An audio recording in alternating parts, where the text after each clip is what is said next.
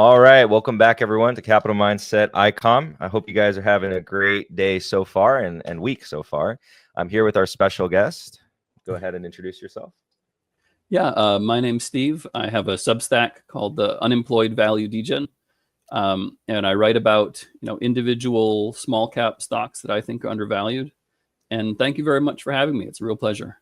No, it's a pleasure having you on. All right, so we have quite a few stocks to get through today that we'd like to discuss. And the first one, the community is quite familiar with already, but we're going to have a back and forth conversation about them. And all right, welcome back everyone to Capital Mindset ICOM. I hope you guys are having a great day so far and week so far. I'm here with our special guest. Go ahead and introduce yourself. Yeah, my name's Steve. I have a Substack called the Unemployed Value Degen, and I write about individual small cap stocks that I think are undervalued. And thank you very much for having me. It's a real pleasure. No, it's a pleasure having you on. All right, so we have quite a few stocks to get through today that we'd like to discuss. And the first one, the community is quite familiar with already, but we're going to have a back and forth conversation about them and try to say or maybe emphasize points that people haven't heard yet. So it's Jackson Financial, ticker symbol JXN. So let's start from first principles on this company. What is this company? Like, what are they? Yeah, well, maybe before the company, I'll jump into the overall theme, which is the silver tsunami. That the baby boomer generation, for one thing, just by demographics, they're the pig and the python. They're the big generation.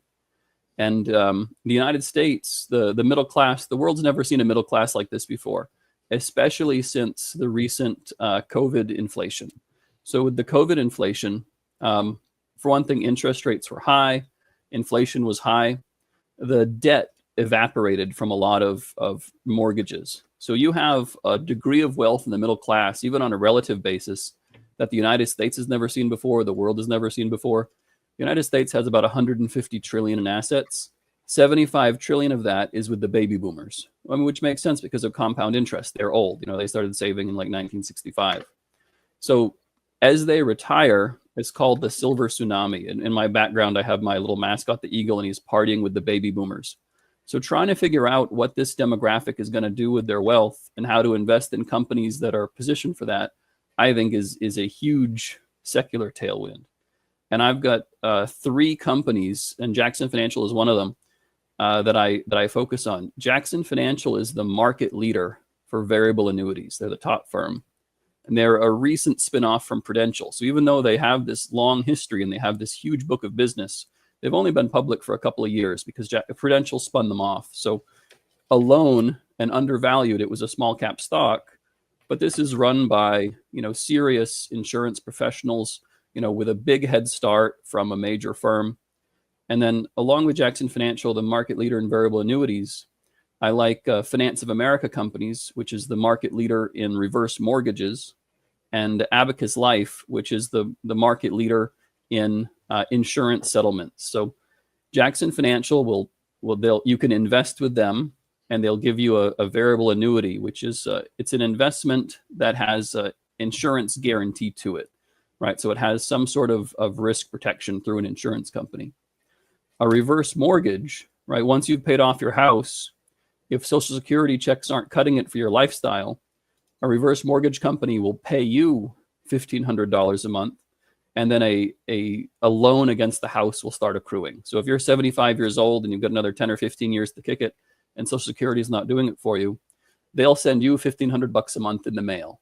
And then when you pass away and they finally liquidate your house in the estate, well, there'll be a couple $100,000 of mortgage attached to your house.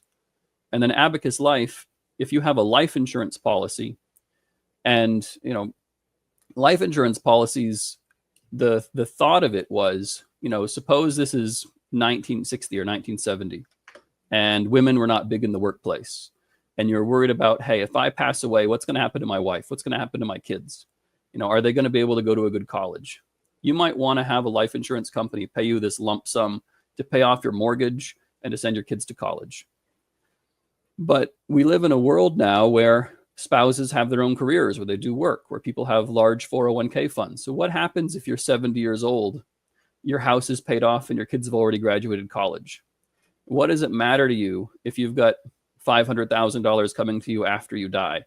Well, a lot of baby boomers are saying, if I had access to some of that money now, I could go on some more Royal Caribbean cruises. I could live it up a little. So Abacus Life will buy that life insurance policy from you, and then they'll sit on it until you pass away. So you have access to that money now. So those are the three big silver tsunami ideas. Yeah. So to reiterate, on a high level, we have this massive demographic cohort that can be monetized in a couple different ways. Monetize might be a bit, a mean word for it. But, yeah, I mean, I could be investing in funeral homes, but and some people are doing that, but that's not my approach. Yeah, there's only a couple things in life that are guaranteed, and yeah. So Jackson Financial, we get the story with Prudential. I see that, as a lot of the people listening know, when they spun off, there was that immediate selling pressure from Prudential that was just like almost blindly selling, right? And then Jackson Financial comes around and says, okay, well, you're going to do all the selling. We're going to do all this buying on our end. And so before we get into some of the details of the business, it seems like they're very happy to return a lot of capital to shareholders. They have a very high distribution yield when you take buybacks plus dividends into account. And is that something that one of the things that drew you to the stock in the first place, the capital allocation by the management? Oh yeah, and that's typically, so when I'm looking for a stock that's undervalued, I don't always make the capital allocation policy a huge priority, and sometimes to my detriment.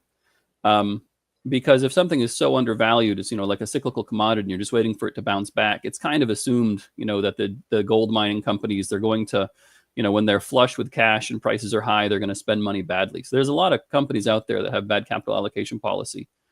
Jackson Financial, and this is a good thing, right? Because you don't want creative accountants. It's an insurance company. They're run by bean counters, and they are not creative people, and that's a very good thing.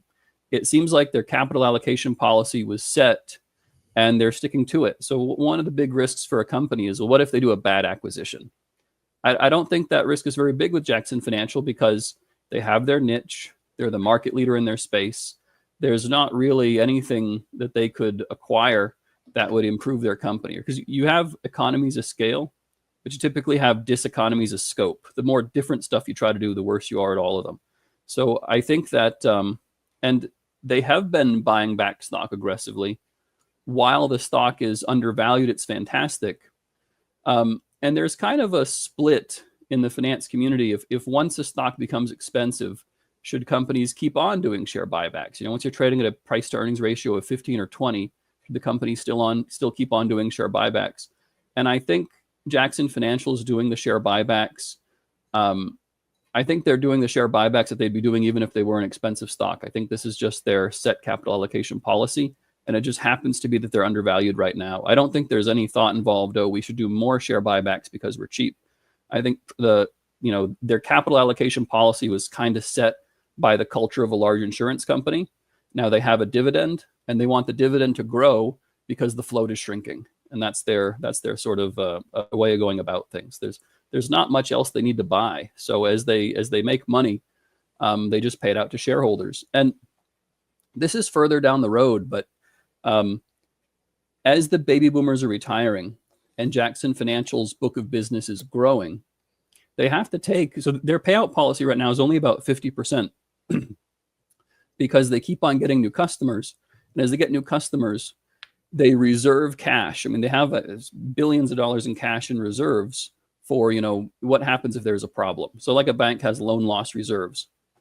At some point, when the baby boomers are all retired, right, when the baby boomers are all in their 80s and nobody's buying any new variable annuities, at some point when the new customers slow down, they could probably unwind some of that cash. So I think 5 or 10 years from now, you'll see a world where their payout policy isn't 50%.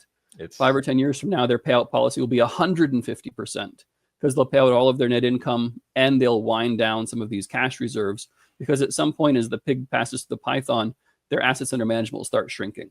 So, but yeah, the payout policy, I don't think there's anything they want to acquire. And aside from that, they have this blend between share buybacks and dividends, and they want the share buybacks to cause the dividends to grow. So they haven't increased the amount they spend toward dividends annually. It's just the float has been shrinking.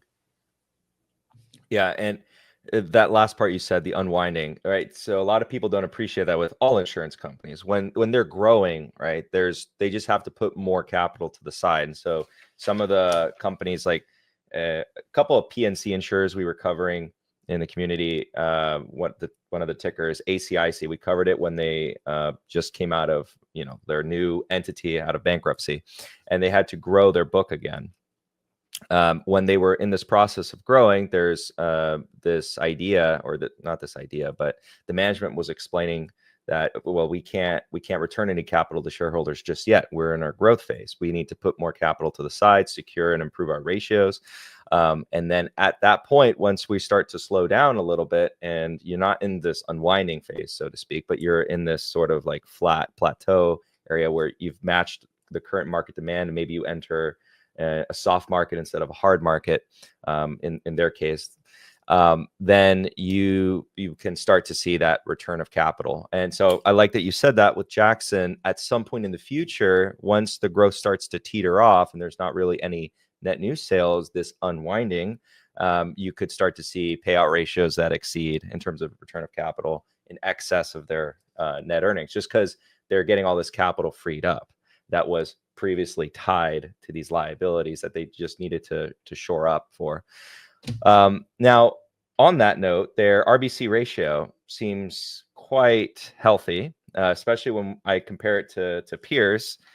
Why is that important? So if I'm an investor and I'm looking at Jackson, I'm looking at Lincoln, I'm looking at these other ones over here, why is the RBC ratio important? Why should I care about that? Yeah, I mean, you want to have prudent management, right? Insurance is a risky business.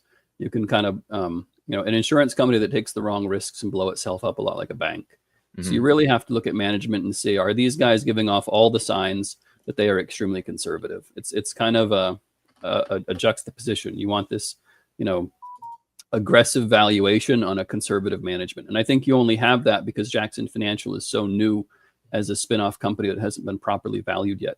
But yeah, I think they have something in the neighborhood of 4 or 5 times their statutory required reserve ratio.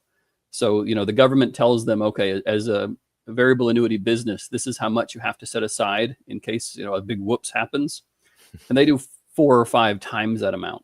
Now, some of that is trying to manage regulatory risk. What happens if, Elizabeth Warren gets at the helm of the regulator and says you have to double your requirements? I say, well, we're already there. It's fine. So one of the big threats to Jackson Financial, because insurance is such a regulated business, is, well, what happens if regulations change? So I think they're managing that risk prudently by oversaving, by having this huge cash pile, which again means that once their business hits a steady state, their assets under management aren't growing, or someday their assets under management could shrink, because at some point, the purpose of this retirement money is to spend it. Although I'm of 2 minds about that, because a lot of the surveys, if you're retired and you have a $500,000 401k plan, just psychologically in the mind of the retirees, what they'll do is they'll spend the growth every year, but they won't touch the principal. So a lot of people that aren't so familiar with finance say, okay, I plan on living till 87 years old, and I'm going to draw down this percent every year so that I have $0 left when I retire. That's, even though the financial advisor might try and set them up on that plan, they are not comfortable doing it. So one of the tricks is they'll say, okay, I've got $500,000 in my 401k.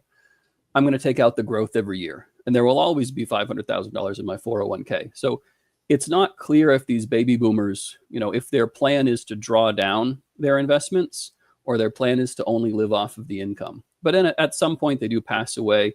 And then even though financial advisors might try and work with the whole family so that the Gen Xers that'll inherit this money, that they might still be under the same Edward Jones advisor because they try and work with the whole family, it's very unlikely that they're going to be in the same annuity company afterwards. So when the people pass away, the money's probably going to leave Jackson Financial. At some point, their assets under management could shrink. But yeah, until then, they've got 4 or 5 times the reserve requirements they need, which again, as they get more assets under management, their payout ratio is only about 40. I think it's only 45% right now because they're setting so much money aside in case the rules change or in case they have an accident. But they, we were talking about before the show, if you look at how they performed in 2022 with rising interest rates and a stock market crash, their derivative hedges worked, right? Their assets under management stayed pretty reasonable compared to this whole sell-off. So they seem to be prudent people. They seem to be conservative group of people. Yeah. And I like that you mentioned that as a potential thing we might observe in the future, right? Because you said, as you told me, you have experience in these products, and just talking a little bit about that relationship the financial advisor tries to have with the whole family, but that doesn't, necessarily equate to that, the assets are going to stay under the same annuity company. And so in the future, as the baby boomers start to pass away, we might see that sort of eke out. Would you prefer a scenario where people it's a sudden drop off, but they wait till they pass away, or do you think it's better if they draw down their accounts? Like, what do you prefer or does it not matter? Because I'm assuming some people are going to have that question. Yeah. So, unless there was some sort of a pandemic where so one of the things that happened in the pandemic is so if you look at some of the real estate investment trusts that cover nursing home facilities, the deaths from the coronavirus were concentrated in the elderly population because it got into the nursing homes and it wiped a lot of people out. So obviously I don't prefer that, right? I don't prefer the next plague to come on and wipe out the baby boomers. But as far as whether all the customers are drawing down their account at 5% or 5% of their customers are passing away, it's probably 6 of one, half dozen of another. I don't think it really matters. But I just, psychologically, people do not like the possibility of outliving their money.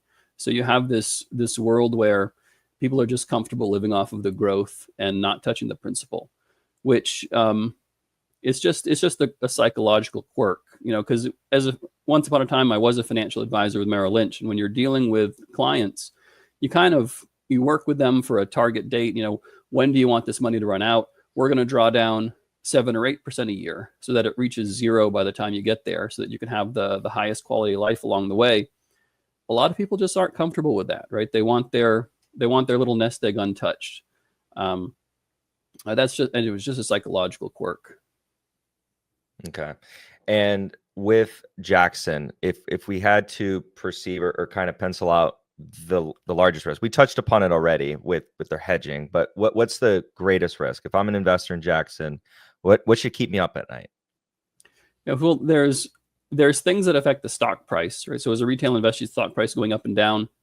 After the global financial crisis, the generally accepted accounting principles, so the GAAP accounting rules on derivatives, are pretty aggressive. And because they have this huge derivative hedging book, you'll see they'll have so when it was a $30 a share stock, there was a quarter where they had a $60 a share net loss because of the mark-to-market effects of their derivative hedges. And then there was a quarter where they had a $40 a share net gain because of the mark-to-market effects of their derivative hedges. So the change in valuation of the derivative book is so much larger than the whole valuation of the company that if you just look at GAAP earnings, you'd think this thing has such enormous volatility. But if you look under the surface to what's actually happening operational in the company, it's so stable and boring, it'll make you sick, right? It's a great cure for insomnia to listen to the earnings calls of Jackson Financial, because they're just really, really terribly boring, right? But because of the way derivatives are handled in GAAP accounting, the stock price can be really volatile with this mark-to-market change in derivative valuation. So that's the biggest threat to the stock price. The biggest threat to the operations of the business is, so not all variable annuity companies do this, but Jackson Financial, they do make, depending on which product you buy, they do make a promise for how much they're going to pay you. And then if something happened where they weren't able to make that promise. So, and this is why the derivative hedges are there. They hedge against a stock market crash, right? So they go to a major investment bank, says if the stock market crashes, you're going to pay us, right? So just like Michael Burry in the movie The Big Short, right? He goes to all the big investment banks and buys these big derivative contracts, right? So if at that it was the mortgage-backed securities, okay? If the value of mortgage-backed securities falls, you're going to pay me, and then in the meantime, I'm going to pay you every month. So Jackson Financial goes to those big investment banks. They buy these derivative hedges as if the market crashes, you're going to pay us. Otherwise, we're going to pay you every month. If interest rates rise, you're going to pay us. Otherwise, we're going to pay you every month. So the things that should affect the value of their assets under management, they should have hedged that appropriately. So that the risk is some event occurs which hurts the value of their assets that they haven't hedged against. And these things are possible. Like, for example, we just had 2 years of the yield curve inverting more than it's ever inverted. And that wasn't a specific risk a lot of companies hedged against. There's always a chance that there's something happens that's a risk they haven't protected themselves against, and they can't make those payments they promised their clients. So you do have to trust that this very prudent and conservative management team, between the derivatives they bought, that they bought the right ones, and between their 4 or 5 times coverage on their risk requirement cash pile, that they're pretty well covered for that. So there's an element of trust. So you have to really look at this management team and say, I trust them. I trust their word. If you don't trust them, it's a no-go right from the get-go.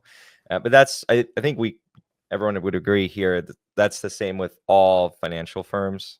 And then you described it before coming on. It's a black box, right? So there's that element of trust that you just have to have as an outsider.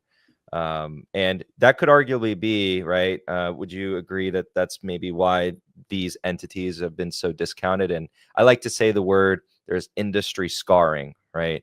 So after 08, maybe prior to 08, these guys traded at X multiple, right?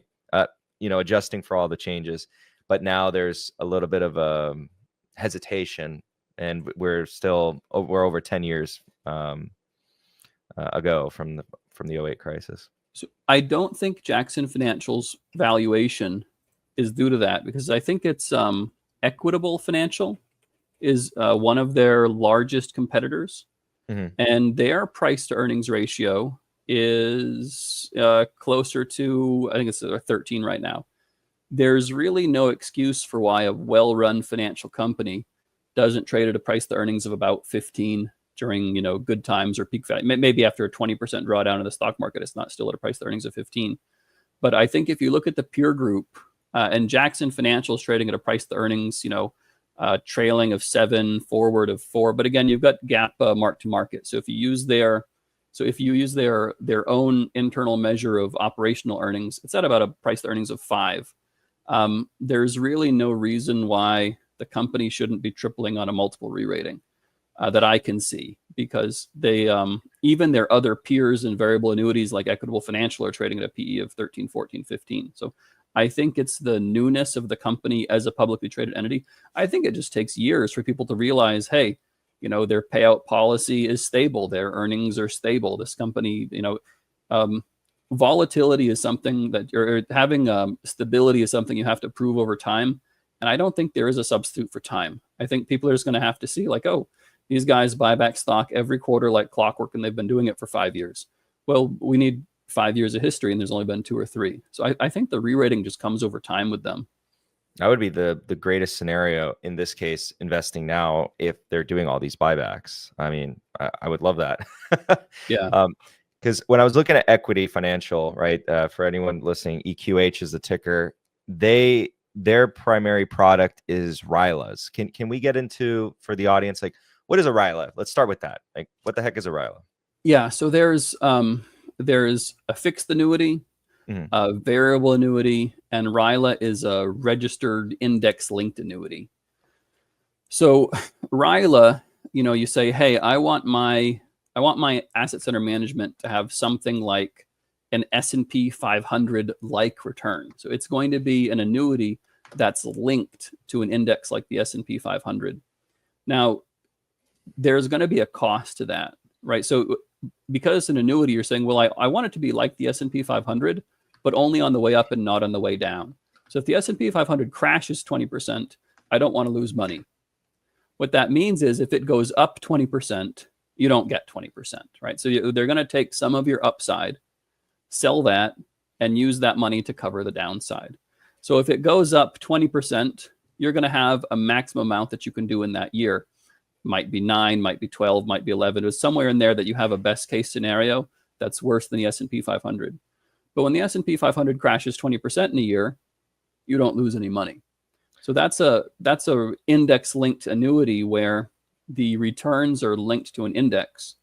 Now, Jackson Financial is the market leader on the other kind of variable annuity, just called a variable annuity, but it's not specifically linked to an index. But they've been climbing. So they've been aggressively growing market share in the RILA business. I think they went from like, I'd have to check out the numbers for 2023 and 2024. But I think they've climbed from 9th place to 3rd or 4th place in RILA. So I think what you're going to see is over time, Jackson Financial taking the 1st place spot in both. And I'll tell you why. So a lot of the companies I cover, like Finance of America and Abacus Life, they have to reach out to clients through aggressive television advertising, right? If you're at the gym and some commercials come on the screen in front of you, you might see a Finance of America company's advertisement. You might see an Abacus Life advertisement. Jackson Financial doesn't have to do that. They go to the financial advisor. And so Jackson Financial, they have a reputation for being the highest quality, right? They have the most a la carte options. They have the best customer support. So if you want the right bells and whistles and you want somebody to answer the phone when you call them, Jackson Financial has a reputation for that. But they also pay the highest commissions to the financial advisors. So if you're at Merrill Lynch or Edward Jones and you're looking at the top 3 variable annuity companies and you're saying, well, which one should I put my customer in? You say, well, this is the highest quality name on the market. And they always answer the phone when you call them and they've got great customer service, but they also pay the financial advisor the highest commission. So there is that little incentive alignment. Show me the incentive and I'll show you the crime. So as Jackson Financial takes market share, I think a lot of that is because it's very attractive to the financial advisor when they're making that decision to, which company to use when they're selling this to their client. So Jackson Financial doesn't have this aggressive sales team. The financial advisor network is their sales team. And they, so I don't want the viewer to get the wrong idea, because there was a great Charlie Munger line about, how do you increase price and also increase sales? And, the economic student will say, well, sometimes there's things like called a Giffen good, like Peloton bicycles. You increase the price, people think, wow, that must be a heck of a bicycle. But Charlie Munger said, no, you bribe the purchasing agent, dummy, right? That's how the real world works. And sometimes that happens, right? So there was a famous case with Xerox where their older model copiers were selling better than the newer models. Come to find out the commissions were higher in the older model. So the salesmen were pushing the older model instead of the newer model. So there is a world where the incentives do matter. But the funny thing about that is if you really knew the heart of the financial advisors, the ability of people to deceive themselves is kind of endless. In their mind, for the financial advisor, it's because this is the highest quality annuity company. It's because they have the best customer service. It's because they have the most options, the most bells and whistles. In their mind, it's not because the commission's the highest. Right? The financial advisor sleeps at night because the ability of people to convince themselves of that is pretty endless. Okay, and then by chance, is there like a rough estimate you can say on like the difference in like percentage of the commissions, or is it significant is what I'm trying to get at? Is it like a 20% difference, or is it, a couple percentage points? Yeah. I mean, I've tried to tease out some of these numbers with some large language models. A lot of this is proprietary sort of trade secret type stuff. So it's just not readily available. I just know that Jackson Financial is the highest. And so it's you get this virtuous circle where, even the employees at the other companies see that Jackson Financial is doing so much better. And I've heard so a friend of mine's mother is a bond trader, and she was sitting down with the managing director of one of Jackson Financial's competitors. And so I heard kind of third hand that they were mad because Jackson Financial was poaching all their best employees. It really becomes a virtuous circle where, you start outperforming and then you start getting the best talent and then you keep on outperforming. So there is a reason sometimes to be with the market leader, but half of that is because they're the highest quality and the other half is because they pay the highest commission. Yeah. And I did see it. It's you're talking or referring to, is it LIMRA? The one that keeps track of all the annuity sales and then the market share. I saw that in 2024, they really jumped up in the index linked annuities. And they were already the leader in variable. Athene is, I think, a leader in a few of these categories, right? The Apollo company for annuities. Yeah, and part of that is because there's a different sales channel when you go to, so like if you have a benefit package through your employer, right? So if your employer still has some vestiges a traditional pension plan, and they want to give you not a 401k matching, but a traditional pension, you're going to have an employer-sponsored annuity program. And that's a different sales channel. So in the areas where Jackson Financial is not either the market leader or aggressively taking market share, it's because you're dealing with this other aspect of annuities where the sales channel is through the employer. Just like, for example, Teladoc is a business, right? They've gone through the employer approach. Your company you work for with benefits is going to say, hey, as part of your healthcare package, you have access to Teladoc. So that's a very, very different sales channel to go to every major employer in the country and be their number one go-to, pension replacement. That's good to know. That's very good to know. So those details, I love that when we have this conversation, they start to surface up, because even though, for us, it's like a lot of the members might be like, oh, okay, that's interesting to see how each one kind of approaches the customer and gets that sale. So if you were an investor in Jackson right now, do you want to see them grow the RILAs a lot more than where they are now? Do you prefer RILAs versus variable? Because we didn't even get into what variables are. Let's first define variables. I think the audience would be like, okay, what is a variable annuity? Yeah. So, again, the fixed annuity is, and these started to make a slight comeback when interest rates rose in 2022. So for 15 years with interest rates at zero, fixed annuities kind of went away. And there was a sudden tick up in 2023, 2024, people actually buying fixed annuities again.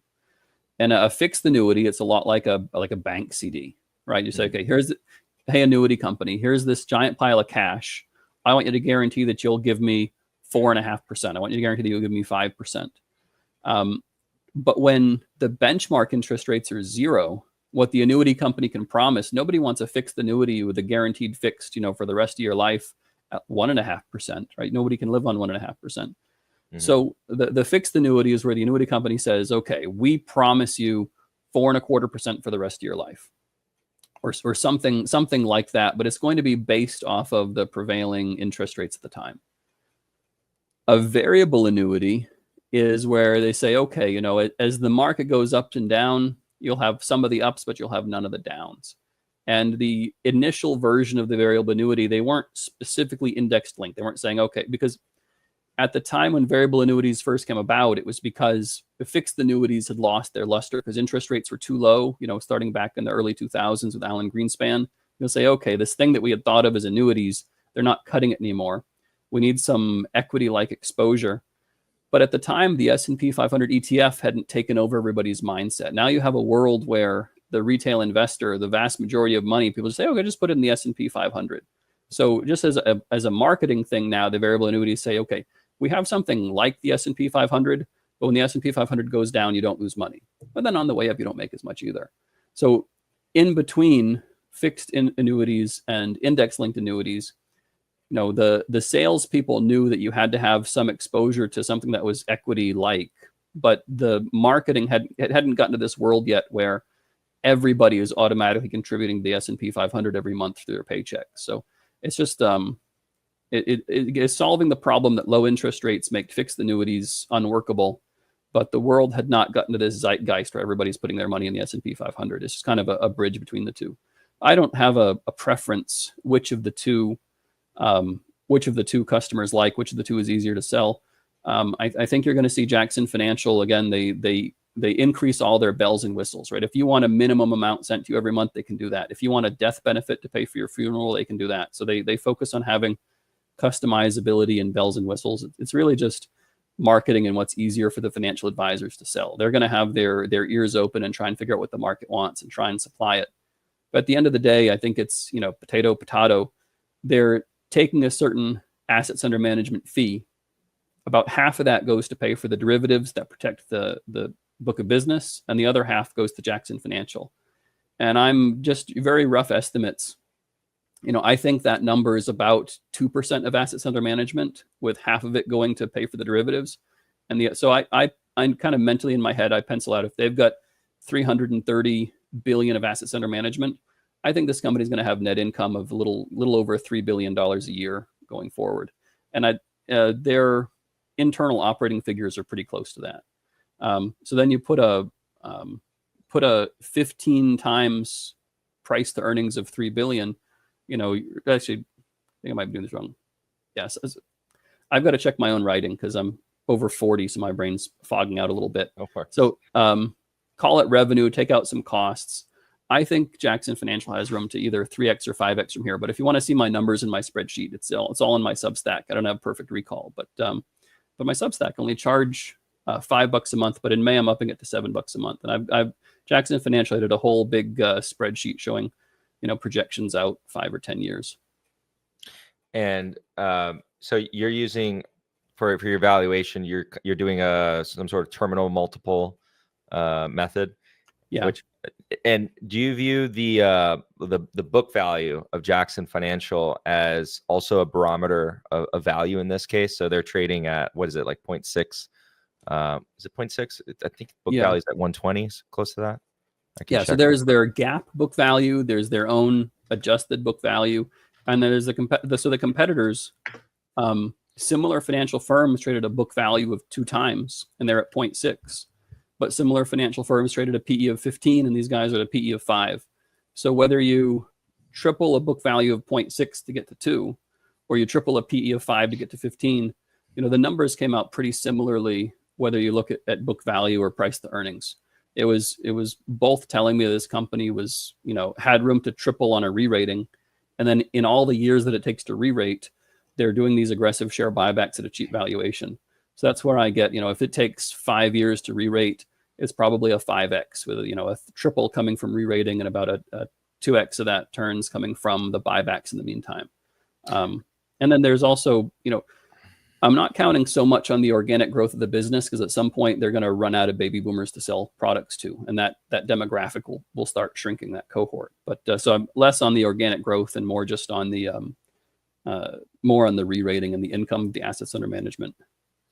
Now, how upset would you be if they got acquired? Because this has already happened to me now in like the past 6 months on 2 companies. One of them was very dear to me, Mr. Cooper, and it got taken away from me by Rocket. But I'm still very upset by that. I'm very, very upset by that one. But Jackson Financial operates in a space where a lot of private equity firms have garnered a lot of interest because it offers them permanent capital through these annuity sales. And so a lot of the private equity firms, major private equity firms like KKR, Apollo, have their own insurance arms now. Jackson over here is sitting at what arguably, I think we both agree, is at a steep discount. I don't see it outside the realm of possibility. Right now, I don't think it's likely to happen. Deal flow is low, and I don't know if there's the risk appetite at this moment. But I think I would be a little bit upset if they came and offered, some quick gain. But I was going to say with the valuation, I would not be surprised longer term. It's not what I think it's going to go in like a year or two, but I wouldn't be surprised if we end up seeing within a 5-year period $300 a share. Yeah, no, easily. And on my spreadsheet, I've got numbers similar to that. But that's one of the biggest threats to being a small cap value degen, is because if you think it's undervalued and you're right, sometimes somebody with bigger pockets than you think it's undervalued, they take it private. So that happened to me recently. I really like the mass market consumer. So I liked Aaron's company. They do the rent to own furniture. And I thought that had room to 7x from its really cheap valuation. And then somebody came along and took it private for like a 20% pop on something that you think it should be a 5x or a 7x. That is the biggest risk to finding these small cap companies. And the worst is, you find it at $100 a share, the price falls to $50 a share, and then they take it private at $70 a share. You lock in a loss is kind of the worst case scenario for that. Jackson Financial, aside from a public entity, so Prudential spun it off, I believe, because the mark-to-market effects of the derivatives were so enormous that it was even affecting Prudential's ability to provide the marketplace with stable GAAP earnings every quarter. So I think that was the reason why Prudential spun it off. So I don't think a public entity would acquire it, but privately, I don't think that there's an obstacle there. So I do try and find companies where there's kind of an anchor shareholder who doesn't want to be bought out for a small amount. And that's why a company like Abacus Life is very attractive, because the 3 founders and the CEO own enough of it between the 4 of them to prevent any sort of hostile takeover. So that company, that can grow to the size that the founders want to grow it to until they want to exit. And I think the risk of being taken private is much less with Abacus Life than with Jackson Financial. But yeah, that risk is absolutely there with Jackson. If you had bought it when it was $100 a share in November, and then it fell recently to $65 a share, it could have been taken private at $85 a share. You could have locked in that loss. And I think that's just part of the small cap undervalued stock situation, is you can always get taken private, unfortunately. The World Bank used to have this ease of doing business report. They stopped collecting the data because they were being bribed by the Chinese, which is kind of a symptom in the West, is that there's not many institutions in the West that can't be bribed by the Chinese. So they stopped collecting new data. But the last data we have from the World Bank on the US was that the protections for minority shareholders were only about 40th. And out of like 160 countries in the world, there's like 40 countries in the world that are better than the United States at protecting minority shareholders. And that's unfortunate. It's a place where we could do better on. There's room for improvement there. But yeah, if you're going to play with small caps, some of them are going to get taken private. Some of them are going to get taken private after the price has collapsed, in worlds where, the price absolutely does not deserve to collapse, right? This is a company that deserves to be worth, 3 times as much right now. The price collapse from $100 a share to $65 a share was totally unjustified by their, quarterly earnings keep on getting better. And it's still the price can get cut down by 35%. So I think that's just part of the small cap world at this point. Yeah. And I guess that's a good transition, actually, and we can go into Abacus Life. But to wrap up Jackson, we both think it's a very interesting undervalued opportunity. You don't think the risks for the valuation, you think the risk reward is good. Anything else you would like to wrap up with Jackson? No, just that. So the risk that a company, the risk that you lose 20% on a company being taken private after the stock price has fallen. When you win with small caps, Jackson Financial, I think in 5 years, it'll be a 5-bagger, right? So if you win, you 5x your money, and when you lose 20 or 30%. That's a very sustainable, repeatable system. So it's kind of, if a company takes your choice private, at least it's a little boost of confidence that you're picking good companies, right? Somebody else out there agrees with you and thinks this is also, very undervalued, very good company. So it kind of reinforces that you're picking the right stuff. If everything you picked was garbage, you'd have to, reinvestigate your life. Yeah, if your hit rate is every single one.